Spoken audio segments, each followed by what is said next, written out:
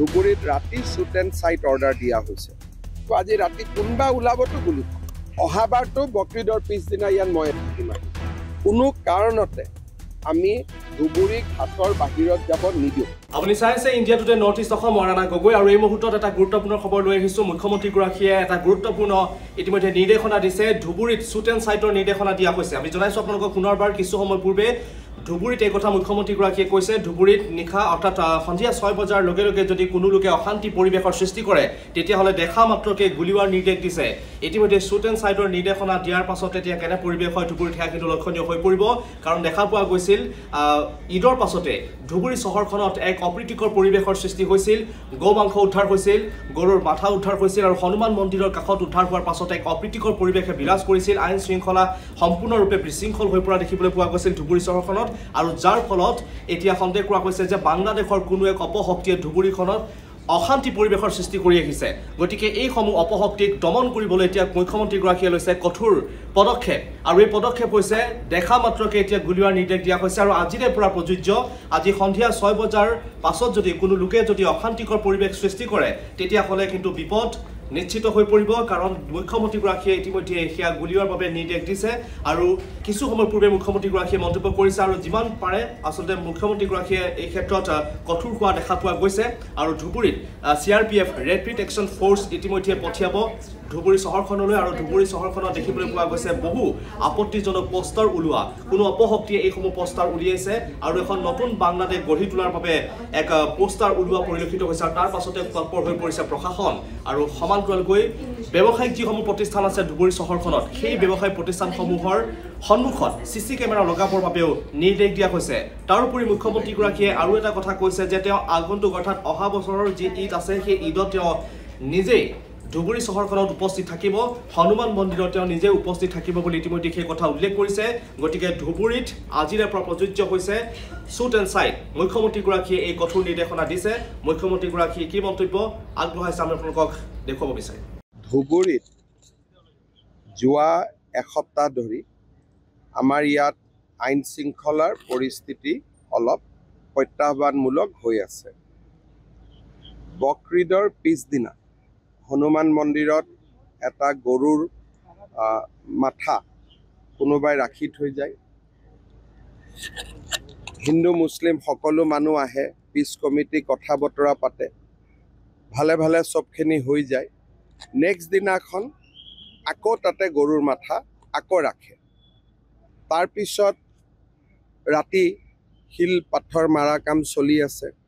আৰু চবচে ডাঙৰ কথা যে ঈদৰ আগদিনা ধুবুৰীত 3খন খুব নবীন বাংলা বুলি যি নেকি বাংলাদেশত ধুবুৰী জিলাখন ইনক্লুড কৰিব লাগে বুলি ইয়াতে পোষ্টাৰ মাৰিছিলে 3টা। আৰু 3টা পোষ্টাৰৰে আপোনালোকে যদি চাই তেতিয়াহ'লে তাত বেলেগ বেলেগ ধৰণৰ পোষ্টাৰবিলাকত কথা লিখা আছিলে যিখিনি মোৰ নলেজলৈকে আহিছে। আপোনালোকক যদি মই পোষ্টাৰখিনি দেখুৱাওঁ তো এখনত আছে তুমিও হবে শ্বহীদ, তোমাৰ ৰক্তও হবে বাংলাৰ স্বাধীনতাৰ বীজ, নবীন বাংলা। তাৰপিছত এটা আছে পোষ্টাৰ আমৰা মুক্তি চাই, আমৰা স্বাধীনতা চাই, বাংলাৰ মাটি স্বাধীন কৰব ইনশাআল্লাহ, জয় বাংলা, জয় ইসলাম, জনতাৰ বাহিনী।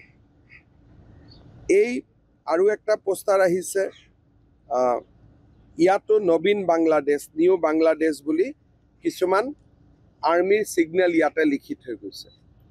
তাৰমানে ধুবুৰীত অশান্তি কৰিবৰ কাৰণে এটা কমিউনেল শক্তি এটা ইয়াত এক্টিভ হৈছে। বিষয়টো গম পাই মই আজি ধুবুৰীলৈ আহিছোঁ। ধুবুৰীত ৰাতি শ্বুট এণ্ড চাইট অৰ্ডাৰ দিয়া হৈছে। যোনে শিল মাৰিব পুলিচে ডাউট কৰিলে তাক গুলি মাৰিব, কোনো কথা নাই। আজি আমি গভৰ্ণমেণ্টৰ পৰা মই গুৱাহাটীৰ পৰা গৈয়ে shoot and sight order issue কৰি আছোঁ। ৰেপিড একশ্যন ফ'ৰ্চ CRP ইয়াত আহিব। আৰু ধুবুৰীত যিমান ক্ৰিমিনেল আছে যাৰ ওপৰত নন বেইলেবল ৱাৰেণ্ট আছে যি আছে আমি সকলোকে এৰেষ্ট কৰিবৰ কাৰণে SP কৈছোঁ। ছিনিয়ৰ অফিচাৰ সকলো ইয়াত আহিব। যোনে আইন শৃংখলা হাতত লৈছে তাক আমি কঠোৰ হাতেৰে দমন কৰিম। মইতো আগতে আপোনালোকক ক'লো যিকেইটা কবিতা মই পঢ়ি দিলোঁ ইয়াৰ পৰা ক্লিয়াৰলি ইণ্ডিকেট কৰে যে বাংলাদেশৰ কোনোবা এটা শক্তি ইয়াত ইনভলভ হৈছে। আৰু এটা এইবাৰ ডাঙৰ কথা হৈছে যে বকৰীদৰ সময়ত আগতেও মানুহে যি মাংস খায় কিন্তু পশ্চিমবংগৰ পৰা ইমান গৰু নাহিছিলে। এইবাৰ হাজাৰ হাজাৰ গৰু কোনোবাই লৈ আহিছে। যিটো মোৰ নলেজত আহিছে কোনে ব্যৱসায়টো আকৌ আৰম্ভ কৰিলে তাৰ ওপৰতো মই ইনকুৱাৰী কৰিব দিছোঁ। আৰু যিসকলে এই ব্যৱসায়টো আৰম্ভ কৰিছে তেওঁলোককো মই এৰেষ্ট কৰিবৰ কাৰণে অৰ্ডাৰ দিছোঁ। অহাবাৰতো বকৰীদৰ পিছদিনা ইয়াত ময়ে থাকিম আহি। ইয়াতে ৰাতি ময়ে থাকিম, ঈদৰ দিনাখন মই ইয়াত আহি যাম আৰু ইয়াত মই থাকিয়ে দিম। এইবাৰ এতিয়া মই কৈ থৈ গ'লোঁ কোনোবাই এজন দুজন মানুহে সাধাৰণ হিন্দু মানুহো ভাল, সাধাৰণ মুছলমান মানুহো ভাল, এটা দুটা চক্ৰই গোটেই পৰিৱেশটো বেয়া কৰি দিয়ে। আৰু এইটো আমাৰ চৰকাৰৰ দিনত ইয়াক মানি লোৱা নহ'ব। বেলেগ কথা বেলেগ আছিল। আমি এতিয়া মই হনুমান মন্দিৰতো যাম চাবৰ কাৰণে, আৰু য'ত গৰুৰ মাথা আহিছিলে। আৰু এনেকুৱা কাম নহ'ব, লাগিলে অহাবাৰ গোটেই ৰাতি মই হনুমান মন্দিৰত নিজে বহি থাকিম। কোনো কাৰণতে আমি ধুবুৰী ঘাটৰ বাহিৰত যাব নিদিওঁ। আৰু আজিৰ পৰাই আপোনালোকে দেখিব আজি ৰাতি কোনোবা ওলাবতো গুলি খাব। বাকীটো চলি থাকিব, বাকী কথা আজি নকওঁ আৰু ছত্ৰ বা আন কথা আজি এতিয়া অৰ্ডাৰটো ওলাব গধূলি 6টা বজাৰ পৰা আমি অৰ্ডাৰ কৰিম। সন্ধিয়া 6টা বজাৰ পিছত কোনোবাই যদি কাৰোবাক পাথৰ মাৰে, আক্ৰমণ কৰে, পুলিচক মই কৈছোঁ যে কোনো ৰখি থকাৰ কথা নাই। আমি ফৰ্মেলি আজি অৰ্ডাৰ ইছ্যু কৰি দিম যে ইউ কেন শ্বুট ওৱান্স ইউ চাইট এ ক্ৰিমিনেল। আজি বহুতখিনি ফ'ৰ্চ আহিব, ৰেপিড একশ্যন ফ'ৰ্চো আহিব, CRPও আহিব আৰু বহুত ফ'ৰ্চ আহিব। ফ'ৰ্চৰ কোনো কথা নাই, অসম পুলিচৰ তাত 1 লাখ পুলিচ ফ'ৰ্চ আছে। গতিকে ধুবুৰীক যিমান লাগে আমি সিমান দিব পাৰিম। বাংলাৰ সন্মুখত লিখিছিল, তেখেতে SB লৈকে পঠাইছিলে আৰু SBয়ে মোক এছেছমেণ্ট কৰি দিছে ইয়াৰ মিনিংটো কি হয়। গতিকে এই গোটেই কথাবিলাক আমি চাম আৰু লগতে মই ধুবুৰীৰ ব্যৱসায়ী মহলক এটা অনুৰোধ জনাম যাতে নিজৰ নিজৰ দোকানৰ সন্মুখত তেওঁলোকে CCTV লগায়। মোৰ এইটো এটা ৰিকুৱেষ্ট থাকিব, হিন্দু হওক, মুছলিম হওক, শিখ হওক, যোনে ব্যৱসায় নহওক কিয় মই ব্যৱসায়ী সমাজক আহ্বান জনাম তেওঁলোকে যাতে তেওঁলোকৰ দোকানৰ সন্মুখত 24 আৱাৰ CCTV ইনষ্টল কৰে। মন্দিৰ আৰু মছজিদকো যদি CCTV লাগে মই চৰকাৰৰ পৰা লগোৱা ব্যৱস্থা কৰি দিম।